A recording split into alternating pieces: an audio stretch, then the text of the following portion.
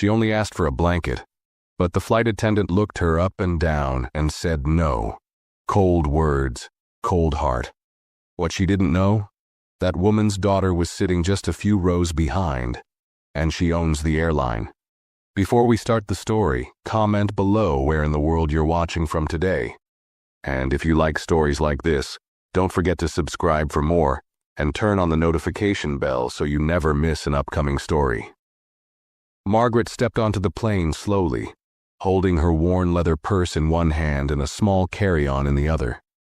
Her steps were careful, her posture graceful, though her eyes showed signs of age and long journeys. Her coat was buttoned neatly up to her neck, but the chill in the cabin still made her fingers curl tighter around the strap of her bag. She paused at seat 2A, glanced at her ticket, then sat down gently. The seat felt soft, the space wide, the quiet comfort of first class. She placed her bag beneath the seat in front of her and folded her hands on her lap, trying to settle in. Near the front of the cabin, the lead flight attendant, Brooke, watched from her post. She had a sharp uniform, polished shoes, and a face that always seemed to carry a shadow of impatience. Her eyes moved across the cabin until they landed on Margaret.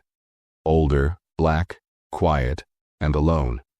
Brooke's gaze lingered, her expression unreadable. She tilted her head slightly as if something didn't fit. But she said nothing. Not yet. Margaret leaned back, pulled the thin blanket from the seat, and unfolded it across her knees.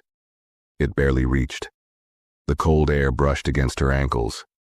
She hesitated for a moment, then pressed the service button. It lit up with a soft ding. She waited, eyes still on her lap. Brooke arrived with a tight smile. Yes? Her voice was polite but cold. Margaret looked up with a small nod. Sorry to bother you. It's a little cold. Could I have an extra blanket, please? Brooke stared at her for half a second longer than necessary. We only give one per passenger, she said simply, then turned away before Margaret could say anything more. The older woman watched her walk down the aisle, her hands still folded neatly in her lap.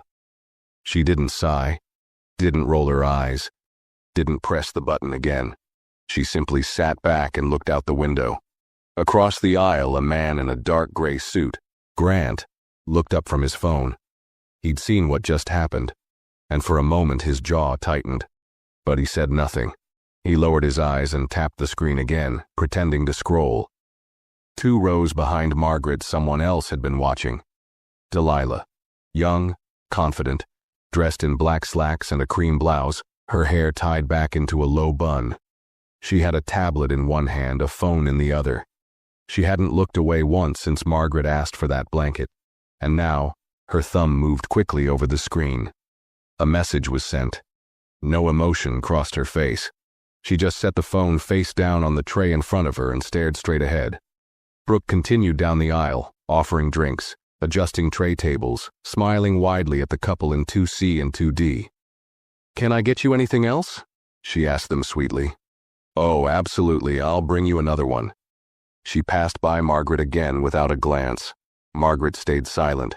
Her hands remained still, her face calm, though something behind her eyes had changed. It wasn't anger, it was something else. Heavier, older. The kind of quiet built from years of moments like this. Small humiliations no one else seemed to notice. The plane doors closed. The captain's voice echoed gently through the cabin. The usual safety instructions played. Engines began to stir beneath the floor, but the real shift had already begun. And Brooke, still smiling, still handing out drinks and jokes, had no idea that the woman she had just dismissed had more power behind her than she could ever imagine. As the plane lifted into the air, Margaret sat quietly in her seat, eyes closed, her hands resting on the blanket folded neatly across her knees. She hadn't spoken another word since the flight began. Her calm didn't change, but something in the air around her had. It was the silence of someone who had seen too much, who had learned long ago that sometimes the best response was no response at all. Delilah remained in her seat 2 rows behind, not touching her drink, not watching the movie screen in front of her. Her eyes were fixed forward. She had seen how Brooke treated her mother. Because yes, Margaret wasn't just a random passenger. She was Delilah's mother. And this wasn't the first time she had watched her mother be treated like she didn't belong, but it was going to be the last. Delilah picked up her phone again and sent another message, this time to someone inside the airline's executive team. Simple. Director. Notify the captain. I want the flight supervisor in the cockpit in 5 minutes. Use my name. Brooke walked past again, this time glancing at Margaret just briefly. Still no request, no argument, no reaction. It bothered her. In a strange way, she had expected a little resistance. A comment, a complaint, something to justify the coldness she had shown. But the woman just sat there like none of it mattered. That silence started to press on Brooke's nerves. Near the cockpit, a chime rang. One of the co-pilots picked up the call, nodded once, and turned toward the captain. We just got a message from Ground Command. Delilah Monroe is on this flight. She's requesting immediate communication. The captain looked up sharply. Monroe? As in? The co-pilot nodded. Yes, that Monroe. The atmosphere inside the cockpit changed instantly. The captain adjusted his headset and opened the private channel. Get the lead attendant up here now. Brooke was mid-sentence with another passenger when the junior flight attendant, Hannah, approached and tapped her gently on the arm. The captain needs to speak with you. Right now. Brooke frowned. About what? Hannah didn't answer, just stepped back and motioned toward the cockpit. Passengers glanced up, sensing something shift. Brooke straightened her jacket and made her way to the front, heels clicking softly on the aisle floor. She had no idea who Delilah was. She had no idea she was being summoned not because of a safety issue, but because someone far above her had just started watching. As the door to the cockpit clicked shut behind her, Margaret remained in her seat, staring quietly out the window. She hadn't moved, hadn't spoken, but she already knew. Delilah was handling it, and Brooke had just walked into a storm. Brooke stepped into the cockpit, confused but trying not to show it. The captain didn't offer a smile. He didn't even stand. He simply looked at her with a calm, unreadable expression and said, Do you know who Delilah Monroe is? Brooke hesitated. No, sir. Should I? The captain leaned forward slightly. She's the CEO of this airline, and she's sitting in 4B. You just walked past her 3 times. The words hit like a slap. Brooke blinked, her throat tightening. I wasn't aware. She didn't introduce herself.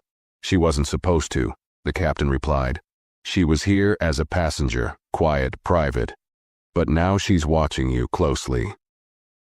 Brooke's chest began to rise and fall faster. Did I do something wrong? The captain tilted his head. That's what we're going to find out, because she just sent a direct message to the operations team, and it had your name in it. Brooke's stomach dropped. Her voice came out strained. What did I do? The captain's gaze sharpened. Do you remember refusing an extra blanket to a passenger in 2A? Brooke's mouth opened, but no words came. The moment flashed in her mind. The cold tone, the dismissive glance, the way she turned her back before the woman could reply. I didn't mean anything by it, she said quickly. It's just policy. No, it's not, the captain cut in. And even if it was, the way you handled it wasn't policy. You embarrassed a first-class passenger, one who turns out to be the mother of the woman who owns this entire airline. Brooke felt her knees weaken. Her mother? The captain leaned back slowly. You've got 10 minutes to explain your behavior, but I can already tell you, Delilah doesn't seem like someone who accepts excuses. Brooke swallowed hard. The walls of the cockpit felt tighter now. Her confidence, so sharp just minutes ago, had started to break. She nodded stiffly and turned to leave, trying to keep her steps steady. Back in the cabin, Margaret still sat quietly, her expression unchanged, but her silence now felt like steel. The kind of silence that didn't ask for justice, because it expected it. Delilah hadn't moved either. She sipped water, set her tablet aside, and waited. Everyone else on that plane was still unaware of what was coming, but for Brooke, Her flight had just started heading in a very different direction. Brooke stepped out of the cockpit, her face pale, her hands tightening around the sides of her skirt. The same aisle she had confidently walked just moments earlier now felt longer, heavier. Passengers were still quietly sipping drinks, flipping through magazines, unaware that something serious was unfolding just feet away from them. As she passed row 2, Brooke's eyes flicked toward Margaret, still seated, still silent, still looking out the window as if none of this involved her. But something about her stillness unsettled Brooke now. Before, it felt dismissible. Now it felt powerful. She continued past Margaret, trying not to make eye contact, and then paused at row 4. There sat Delilah, calm, alert, watching, not angry, just steady, like someone who didn't need to raise their voice to change everything around them. Brooke managed a polite smile. "Miss Monroe, I'm very sorry. I didn't know—" Delilah held up one hand just slightly. "Sit down," she said quietly. Brooke blinked. I'm still on duty, ma'am." Delilah didn't raise her voice. "I said sit down." The tone was enough to make a few passengers glance up. Brooke hesitated, then slowly slid into the empty seat across the aisle. Her spine was straight, but her hands were shaking slightly. Delilah leaned forward just a little. "I didn't come on this flight to be noticed. I wasn't here to test anyone, but you failed anyway." Brooke swallowed hard, her voice barely above a whisper. "It was just a misunderstanding." "No," Delilah said flatly. "It wasn't. It was a decision. You looked at my mother. You judged her. You decided she didn't belong." Brooke opened her mouth to speak, but Delilah didn't stop. She asked for something simple, a blanket, and instead of helping her, you chose to humiliate her in front of everyone. You walked away like she didn't matter. Delilah's voice remained calm, but there was something under it. Something cold, final. "I've spent my life watching people treat her like she's invisible. But this time you did it on my plane, under my company, wearing my uniform." Brooke's shoulders slowly sank. She could feel the walls closing in. Delilah didn't blink. "You thought no one was watching. You were wrong." Margaret hadn't moved from her seat, but she didn't need to. Everything she'd ever wanted to say was now being said for her, by the one person in the world who never let her be treated like less. Brooke sat frozen, unsure what to say, unsure if there was anything left to say, and the flight still had hours to go. Brooke stayed seated across from Delilah, her fingers twisting nervously in her lap. Her voice, usually crisp and commanding in the cabin, was gone. She wanted to explain, to defend herself, to say it had been a long day, that maybe she hadn't realized how her words came across. But none of those excuses seemed safe to speak out loud. Delilah didn't look away. Her expression didn't soften. "You know what's sad?" she said quietly. "If she had been loud, if she had raised her voice or caused a scene, you probably would have taken her more seriously. But because she stayed quiet, you felt safe dismissing her." Brooke flinched, but Delilah continued. "You didn't just break company policy. You broke the one rule we don't ever forgive: disrespect." Brooke's mouth opened, then closed. Her breath came out shaky. "I didn't mean to—" Delilah cut her off without raising her voice. "Yes, you did. That's the part you need to admit to yourself. You saw an older black woman sitting alone in first class, and you assumed something didn't add up. You assumed she didn't belong." Brooke's throat tightened. It wasn't about race. Delilah's eyes sharpened. Then what was it about? Her age? Her clothes? The way she didn't try to impress you? Pick one. Either way, you saw her and made a decision. One that had nothing to do with her ticket or her manners or our policy. Around them, passengers were beginning to notice the tension. Some tried not to stare, others whispered softly, exchanging glances. The air had shifted in first class. Something heavy now hung between the rows, though no one dared speak it aloud. Margaret sat in her seat, still gazing at the clouds outside the window. Her face was calm, but her hands were folded tightly together in her lap. She could hear the quiet exchange between her daughter and the flight attendant, and though she said nothing, she knew every word was landing exactly where it needed to. Brooke leaned forward slightly, her voice trembling. "Please, I've worked for this airline for almost 9 years. I've had perfect evaluations. I've trained new staff. I've never been written up." Delilah nodded slowly. "And you thought that would protect you?" Brooke looked away. Delilah didn't. "That's the problem," she said. "You believed you were above consequences.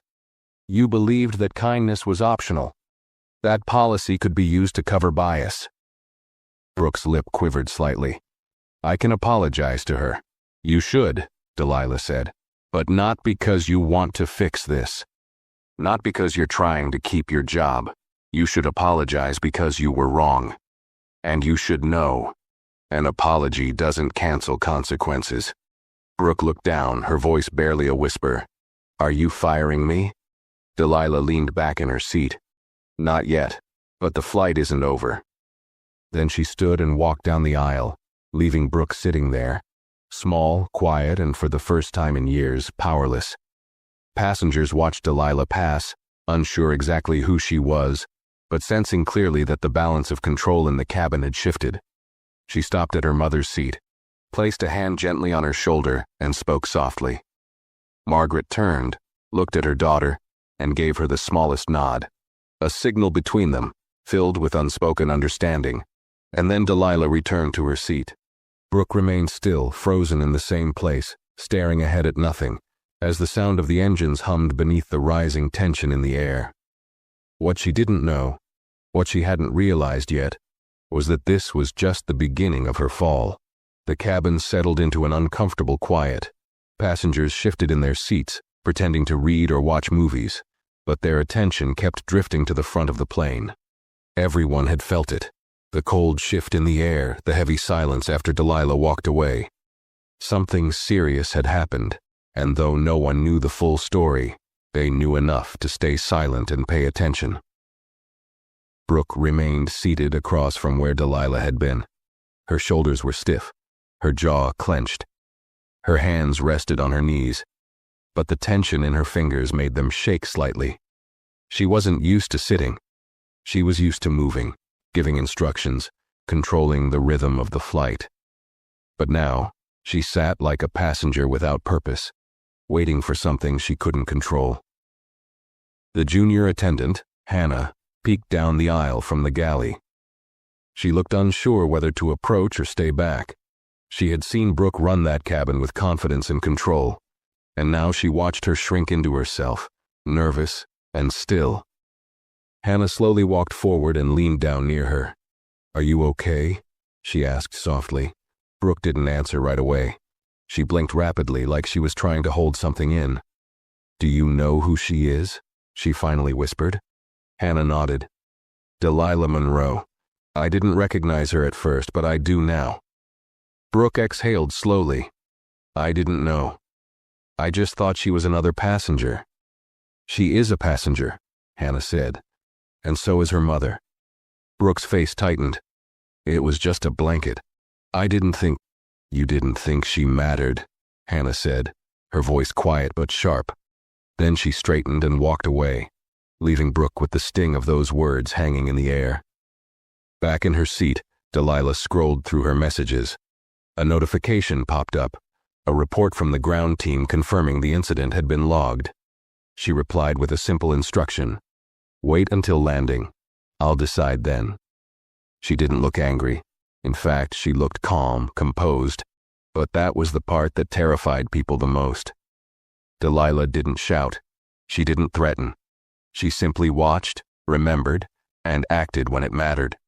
And everyone who had worked in the airline long enough knew, when Delilah got involved, things didn't end quietly. Margaret shifted slightly in her seat, pulling the blanket up to her waist again. She wasn't cold anymore. Not because the cabin had warmed, but because she could feel her daughter's presence behind her. A quiet shield. She didn't look back. She didn't need to. Across the aisle, the man in the gray suit, Grant, had stopped pretending to read. He watched Brooke from over his glasses. He had seen it all. The refusal, the way she turned her back on the older woman. And now, the result of that mistake unfolding in silence. He reached down and turned off the screen in front of him. Whatever movie he had picked wasn't going to be more interesting than what was happening right here. Brooke finally stood up, moving stiffly toward the front galley, trying to collect herself. She passed by Margaret, and for the first time their eyes met. Brooke hesitated. Her mouth opened slightly like she wanted to speak. But Margaret's gaze was steady, not angry, not hurt, but disappointed in a way that made Brooke's chest tighten. She looked away and kept walking. In the galley, she splashed cold water on her face from a bottle, trying to calm her nerves. Her hands trembled. This wasn't supposed to happen. She had been with the airline for almost a decade. She had memorized policies, trained new crew members, earned seniority. One mistake, one moment of coldness, and it was all slipping out of her hands. She looked down the aisle toward Delilah, who was now sipping water and reading from a folder in her lap. Calm, quiet, untouched by the storm she had already started. Brooke turned away, her heart pounding harder than it had in years. She had seen other crew members removed before. She had reported some herself, but this time she was the one being watched, judged, measured. And she knew. She didn't measure up. The flight wasn't halfway through. The seatbelt sign was off. The passengers were still, but the air inside the cabin kept getting heavier. Brooke leaned against the wall of the galley and closed her eyes. Because now she understood the truth. This wasn't just a mistake. This was the beginning of the end. The hours in the air felt longer than they ever had before. Every time Brooke tried to move about the cabin, she felt eyes following her. Some passengers looked at her with curiosity, some with judgment, and others with quiet pity. She wasn't used to being the one under the spotlight. Normally, she was the one correcting others, reminding them of protocol, keeping things in order. But now, she walked with forced calm, her hands clasped behind her back, her throat dry every time she passed row 2. Margaret hadn't said a single word since boarding. She hadn't touched the call button again. She just sat with her hands folded, her eyes drifting between the window and the seat in front of her. But she knew. She knew the effect her silence was having. It was louder than any complaint could have been. Her dignity hadn't moved.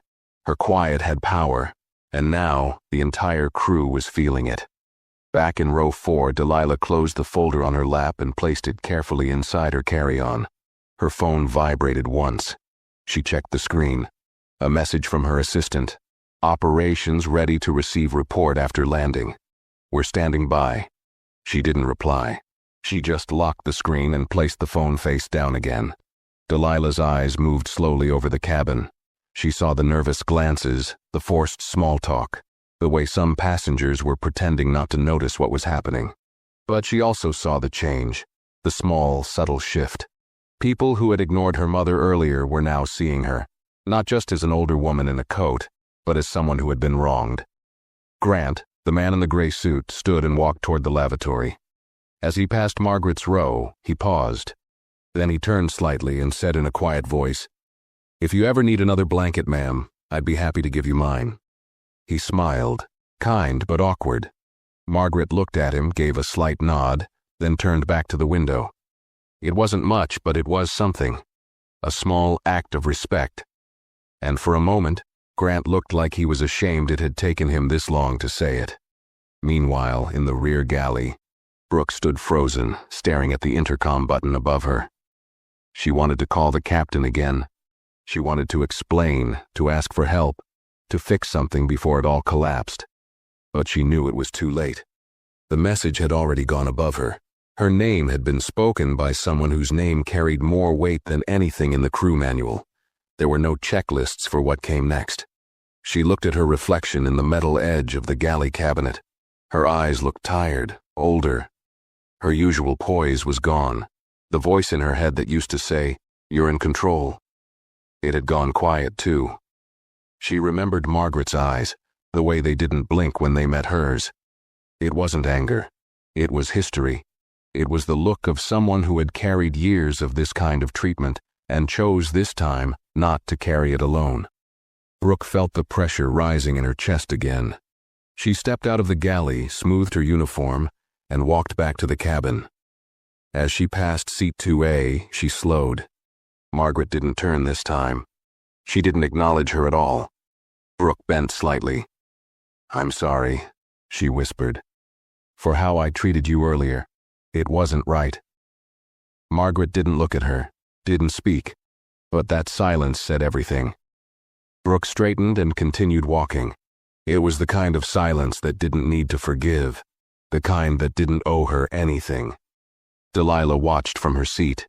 She had seen it, the half apology, the quiet discomfort, the way her mother didn't respond. And she knew what it meant. Margaret didn't want revenge. She wasn't here to embarrass anyone. She had lived through worse. But Delilah, she had built an empire to make sure no one like her mother would ever have to live through it again. And now that empire was watching. The plane continued to cruise at 35,000 feet, but Brooke felt like she was falling. Each step she took toward the back of the cabin pulled her further from the job she had once loved, from the person she had once believed herself to be. Passengers returned to their routines, but something had changed permanently in that cabin. Everyone could feel it, and Brooke, for the first time, had no idea what would be waiting for her once the wheels touched the ground. The sun began to sink beneath the clouds, casting a soft orange hue over the wing of the plane.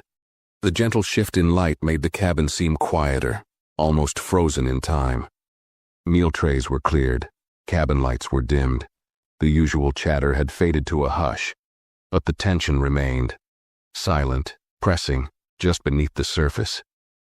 Brooke sat alone in the crew jump seat near the rear of the plane. She had been told to remove herself from passenger service for the remainder of the flight. It wasn't a suggestion. It was a quiet order passed down from the captain after his second call with operations. Her headset had been taken, her access to announcements revoked. She was still in uniform, but she wasn't part of the crew anymore. Not really. She kept her eyes low, watching the floor beneath her feet as if answers might appear there. Her fingers trembled slightly, but she kept folding them tightly together in her lap, as if she could hide the panic bubbling inside. A few hours ago, she had felt untouchable. Senior crew, years of experience, recognition from management. She was the one who others came to for guidance. Now, no one even looked at her. Across the cabin, Delilah remained calm. Her face was unreadable. She glanced at her mother now and then, the way Margaret sat with her chin lifted, her hands neatly clasped, not a hint of stress in her expression. Margaret hadn't said a word to her. She didn't need to. Delilah had seen everything she needed to in that short interaction with Brooke, and Margaret's silence carried more weight than any speech could have. Margaret wasn't a fragile woman.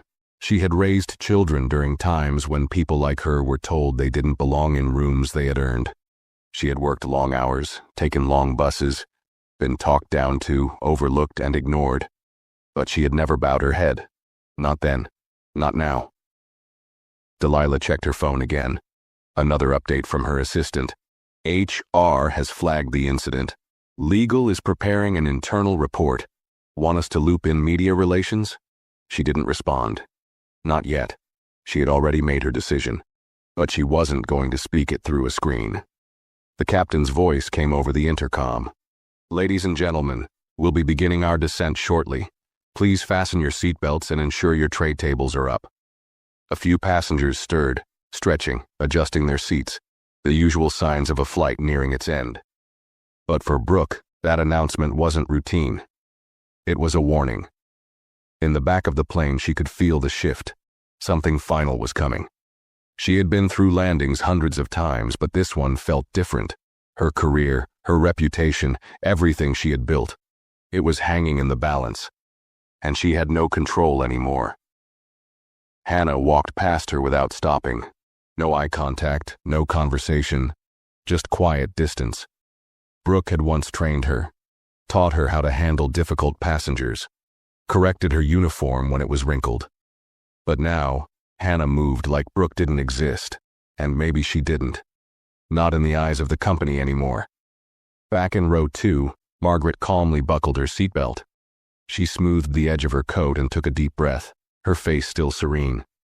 She had always handled people like Brooke with grace, never giving them the satisfaction of seeing her hurt.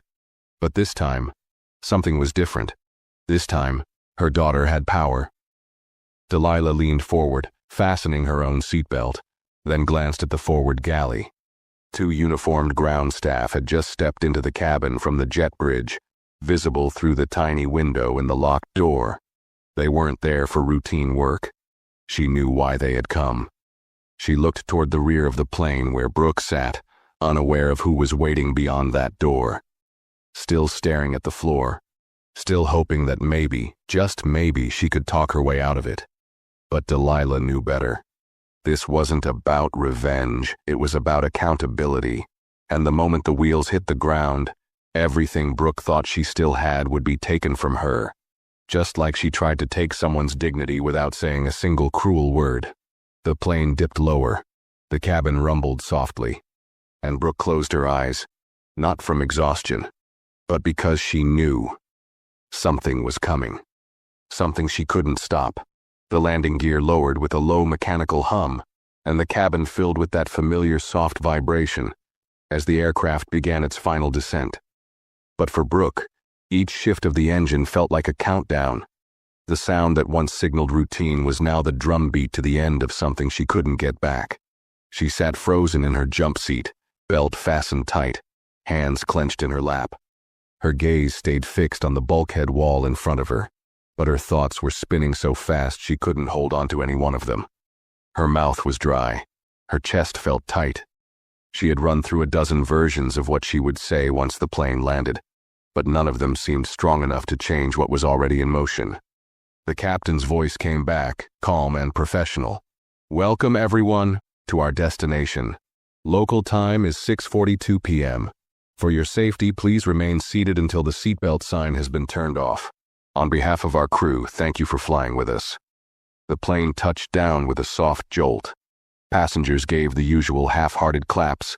A few stretched, some pulled out their phones. But unlike most flights, no one stood up right away. There was something in the air, thick, still, charged. In first class, Margaret remained perfectly still, hands folded over her purse, gaze straight ahead. She wasn't rushing to deplane. She wasn't even looking at her daughter. She just sat, proud and silent, as if she already knew what would happen next. Delilah unlocked her seatbelt and stood slowly. She didn't rush to grab her things. Instead, she pulled out her phone and sent one final message. Then she placed it in her pocket, turned slightly, and waited. The front door of the aircraft opened with a sharp click. The air from the jet bridge felt cooler, brisk, fresh. But what entered next made the whole cabin still. 2 ground operations officers stepped aboard. Both wore dark jackets with airline credentials clipped at the chest. Behind them stood a woman in a gray blazer holding a folder, and a security officer in plain clothes. Their steps were firm, deliberate, practiced. Not a single sound came from the first-class cabin as passengers watched them enter. Hannah looked toward the back of the plane where Brooke sat. She didn't say anything. She didn't have to. The silence between crew members now carried more than any announcement could. The uniformed officers walked directly toward the rear without glancing at anyone else. Passengers parted slightly as they passed, some shifting to the side, others pretending to be focused on overhead bins, but their eyes kept flicking back. When they reached Brooke, she didn't look surprised. She looked defeated. Slowly, she stood, straightened her uniform with trembling hands, and nodded without being asked. The woman in the blazer spoke first, her voice low but firm. "Miss Carter, you're being escorted to the operations office for review of an incident that occurred during this flight. Please bring your personal belongings." Brooke swallowed, her voice caught. "Can I speak with someone first?" The woman shook her head. "That time has passed." Brooke reached up, pulled her suitcase from the crew storage, and turned. She walked the length of the cabin slowly, aware of every eye that followed her. No one whispered now. No one offered her a kind smile. There was no pretending anymore. Her removal was happening in full view. As she passed Margaret's row, she hesitated.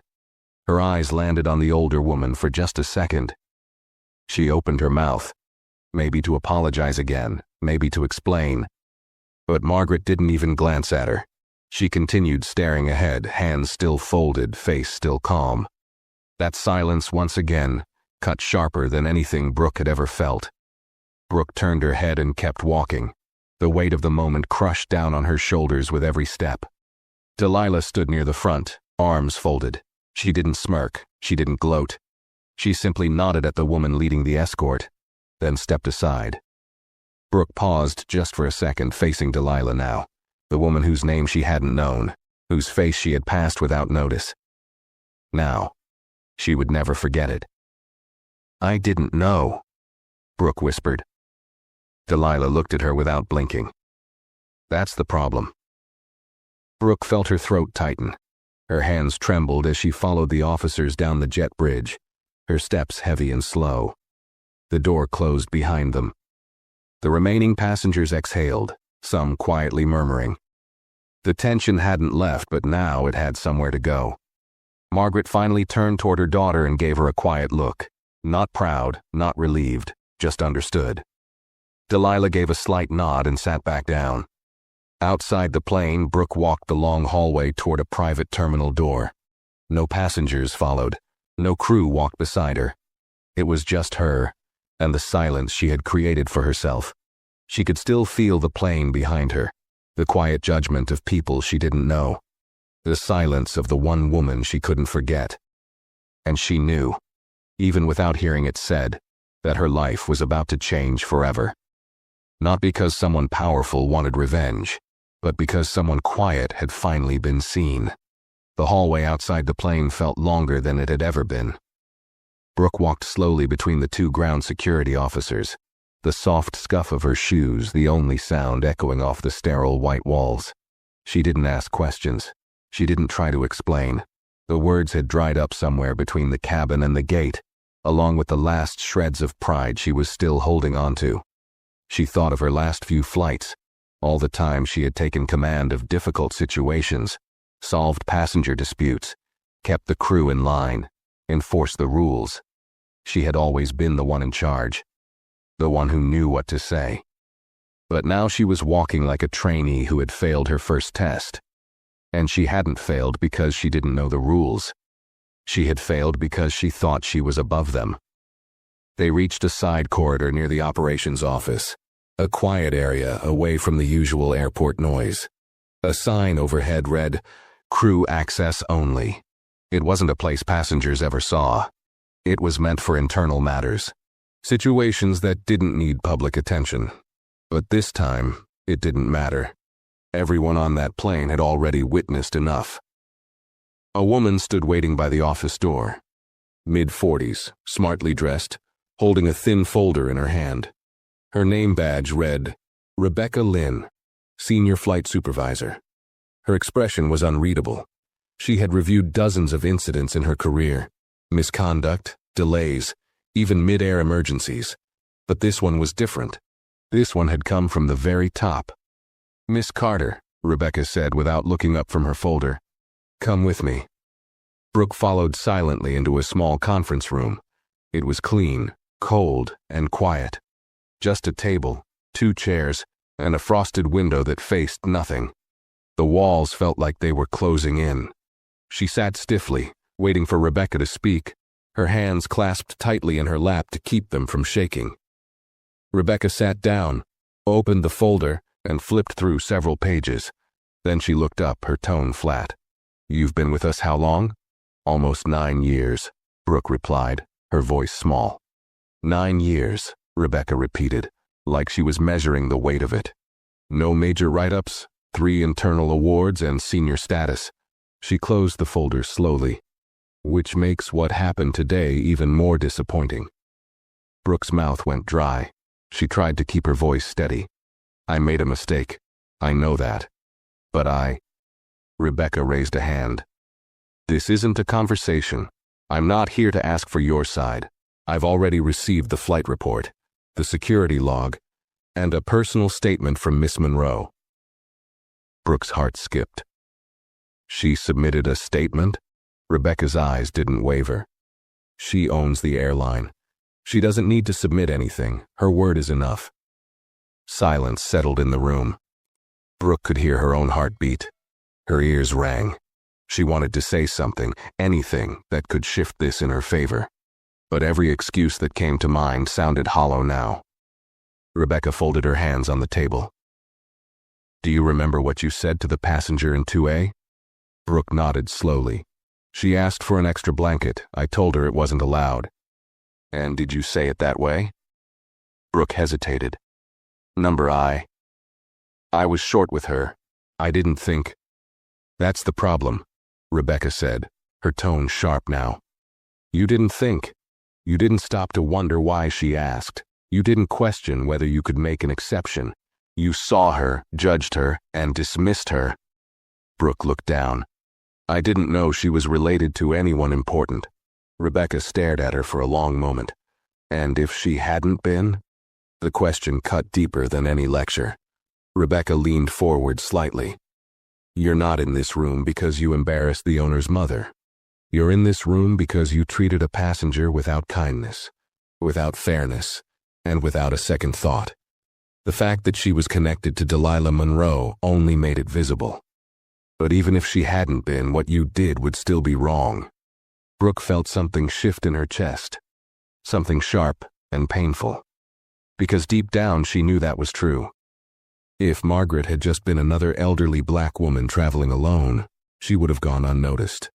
Her request dismissed, her discomfort ignored.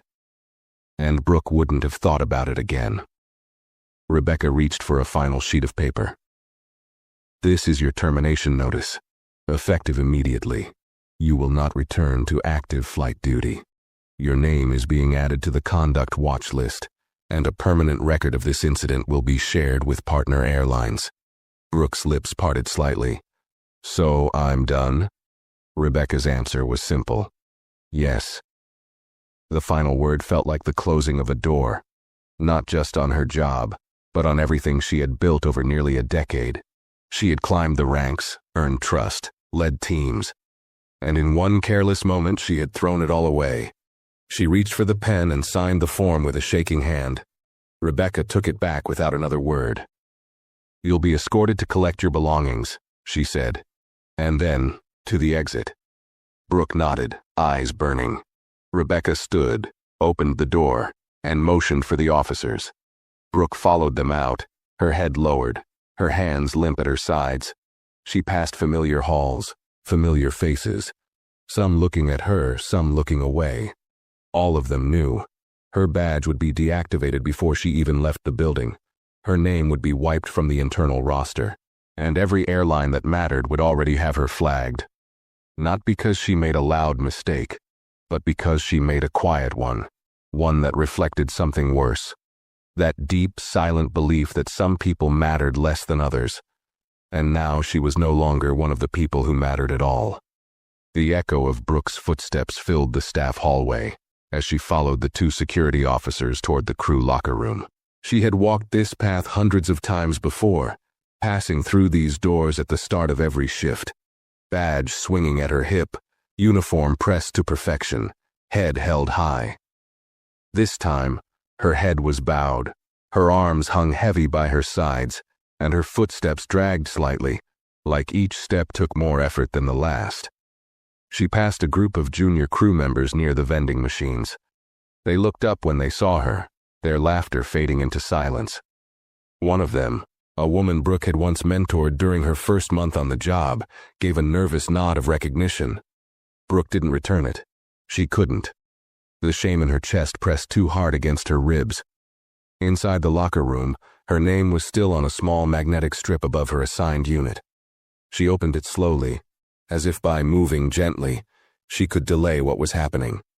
Her extra uniform, flight log, crew guide, and the silver badge she had worn for nearly a decade all sat waiting, untouched. She reached in and picked up the badge. For a moment she just stared at it in her hand. The weight of it, the years it had represented, the authority it once gave her.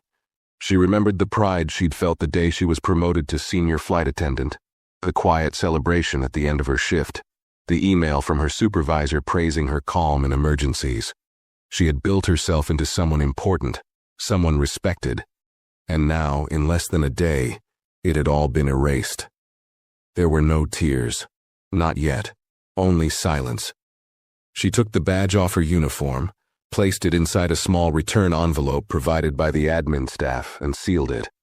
Then she folded her extra uniform carefully and laid it on the bench, as if trying to hold onto a small piece of dignity. But no matter how neat her folding, no matter how controlled her expression, nothing could cover the truth. She wasn't leaving on her terms. One of the officers stood near the exit, giving her space but not leaving her sight. This wasn't about suspicion. It was about process. And everyone was watching closely to make sure it was followed exactly. Brooke zipped her personal bag and took one last look at her locker before shutting it slowly. The sound of the door clicking shut felt final, like a chapter being closed with no hope of returning to the previous page. She stepped back into the hallway, and the officers flanked her again. No one spoke. They led her through a service corridor toward a side entrance used for crew exits. No farewell, no debriefing, no thank you for your years of service. Just cold fluorescent lights and the hollow echo of her footsteps. As they neared the exit, a tall window offered a view of the main terminal. She could see passengers walking freely, laughing, arguing over baggage, waiting for their rides. Among them were people she had once looked down on. She had thought she stood above the crowd, part of the polished crew who moved through secure doors and private lounges. But now she was just another person walking out with no job, no clearance, and no way back. And then she saw them. Delilah and Margaret stood near the VIP pickup lane, a black sedan already waiting with the rear door open.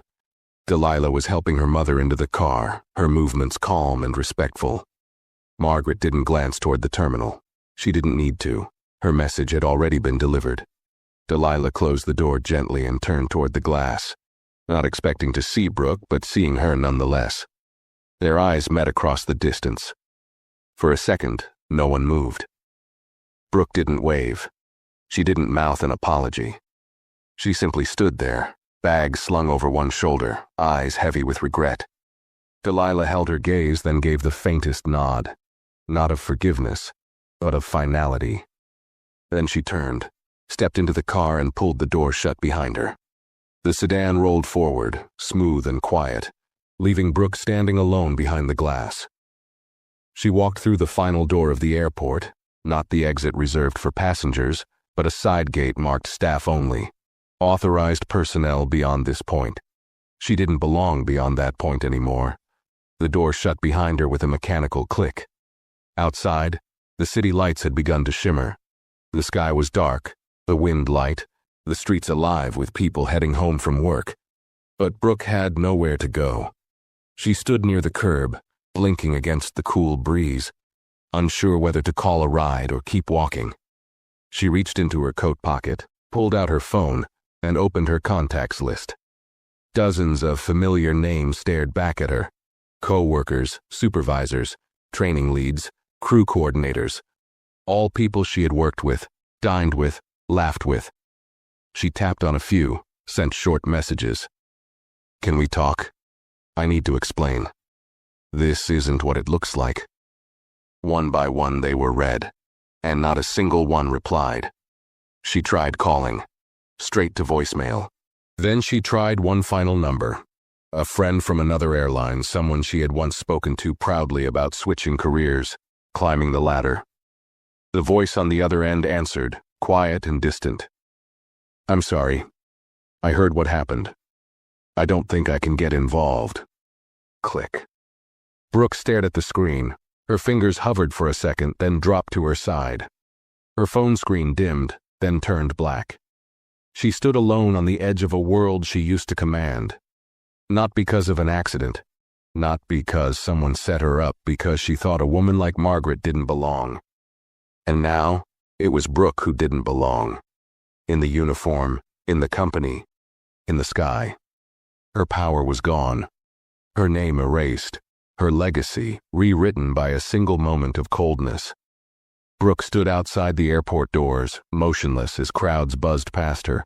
Families reunited with hugs, business travelers checking their watches, taxi drivers holding signs with names. Everything was moving.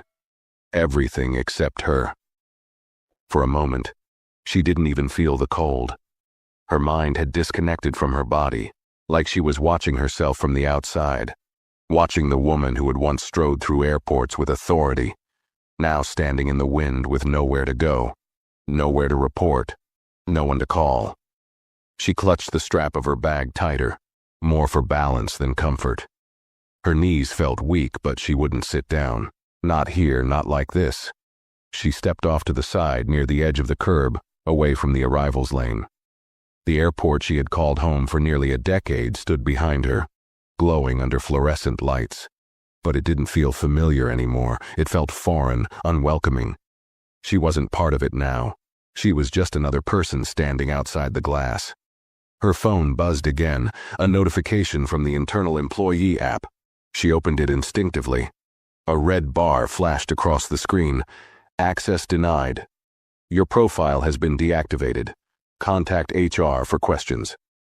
Brooke stared at it for a long time, then closed the app and turned off the phone completely. It was useless now. The connections she had spent years building, co-workers, captains, base managers, they would all see the termination memo by morning. It wouldn't just say she was fired. It would say why. And in aviation, reputation spread faster than flight schedules. She tried to tell herself that maybe, with time, she could explain. That someone, somewhere, might listen. But then the words Delilah had said replayed in her head. You thought no one was watching. You were wrong. And she had been. She had looked at Margaret and made a decision, one that had nothing to do with policy and everything to do with prejudice. She didn't yell at her. She didn't insult her. She simply decided with a cold glance and a dismissive tone that Margaret didn't deserve the same care given to others. It was a quiet cruelty, the kind people never wrote down, but always remembered. A taxi pulled up in front of her and honked once. The driver leaned out the window. Need a ride, ma'am? Brooke hesitated, then shook her head. No, thank you. The driver shrugged and pulled away. She didn't know why she had said no. She had nowhere else to go. But something inside her couldn't handle the idea of sitting in the back of a car, staring out a window, trying to pretend she was still holding herself together. She wasn't. Not anymore. She sat on the cold metal bench near the edge of the sidewalk, the kind of place passengers only sat when they were waiting for someone else to arrive. Not when they were leaving with everything they owned in one bag. A group of flight attendants in fresh uniforms passed by her, laughing about something one of them said. They didn't recognize her. She was invisible now. Just another face. Just another figure in the background. She used to be part of that world. The crew rooms, the rosters, the briefings, the badge-activated doors. Now she was on the other side. She pulled her coat tighter around her and stared up at the airport sign above the doors. The name of the airline glowed in bright letters, letters she used to be proud to wear, letters that now represented the very system that had pushed her out, not unfairly, but justly. For years, Brooke had believed seniority meant safety. That experience made her untouchable. She had trained junior staff to follow policy without emotion. She had written up attendants for showing too much sympathy or straying from protocol. But all along, she had mistaken power for value. And now, without the power, she had to face who she really was. The truth was, she hadn't just made a mistake. She had revealed herself. And Margaret, with her quiet strength, her patience, her refusal to be rattled, had revealed something else too. She had revealed what dignity looks like when it's been tested. She had revealed what it meant to rise above insult without ever needing to fight back. And Delilah? Delilah hadn't needed to raise her voice. She hadn't threatened, hadn't caused a scene. She had simply acted, decisively, silently, completely. It wasn't revenge. It was justice.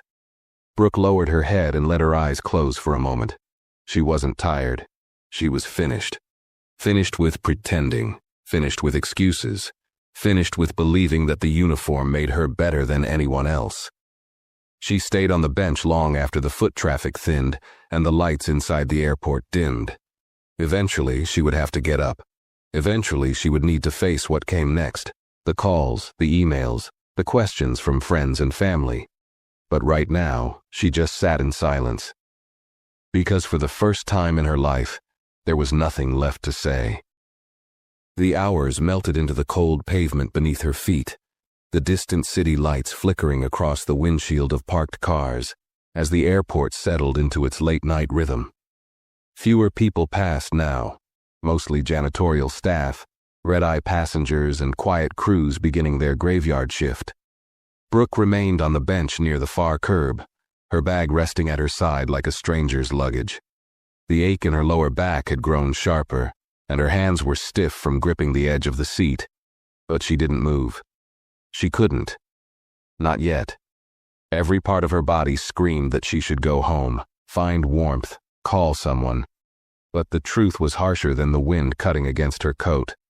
She didn't know where home was anymore. Not in the emotional sense. The place she had anchored her identity for nearly 10 years had turned its back, and worse, it had been right to do so. For most of her adult life, Brooke had built herself inside that airport.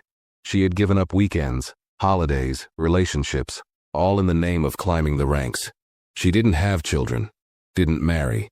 She had traded those things for a sense of control, of value, that came with a pressed uniform and a full flight log. Her world had been structured, scheduled, predictable. And yet, none of that stopped it from collapsing in a single day. She thought about Margaret again, the woman whose only request had been a simple blanket. Not a luxury, not a special meal, not an upgrade, just warmth.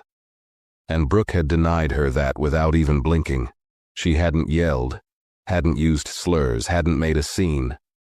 But she had stripped Margaret of comfort, of respect, of the basic human decency owed to any passenger. Because Margaret hadn't fit the picture Brooke had in her mind of who belonged in first class. And that was the hardest part to accept. It wasn't a mistake. It was a choice. She hadn't recognized the quiet pain in Margaret's eyes, hadn't noticed the years behind her posture, the grace in her silence. She had seen a woman sitting in a seat she didn't expect to see her in, and made a snap judgment. And for that, she had paid a price she couldn't afford. Her phone, still powered off, remained in her coat pocket. She didn't want to turn it back on, not yet. She wasn't ready to see the fallout, the news that would surely spread across crew group chats, private messages, and internal memos. There was no damage control now. Her name was already sinking in the industry. A car pulled up to the curb, not a rideshare or a taxi, but a sleek black SUV. The back window rolled down slowly, and for a moment, Brooke's heart skipped. She sat up straighter, unsure why, unsure who. It was Delilah. She sat inside the car with the window down halfway, her face calm, eyes unreadable. She said nothing at first, just looked at Brooke. That same quiet, composed stare that had dismantled Brooke's defenses earlier without needing to shout. Brooke stood slowly, unsure whether to approach. Her lips parted slightly, but no words came. The cold air hung between them, filled with everything that had already been said. Delilah finally spoke. "You thought I was finished when you walked off that plane." Brooke swallowed hard. Her voice was barely a whisper. "I didn't expect to see you again." "I didn't plan to see you again," Delilah said. "But I needed to be sure." "Sure of what?" Brooke asked. Delilah's eyes narrowed slightly. "That you understood what really happened.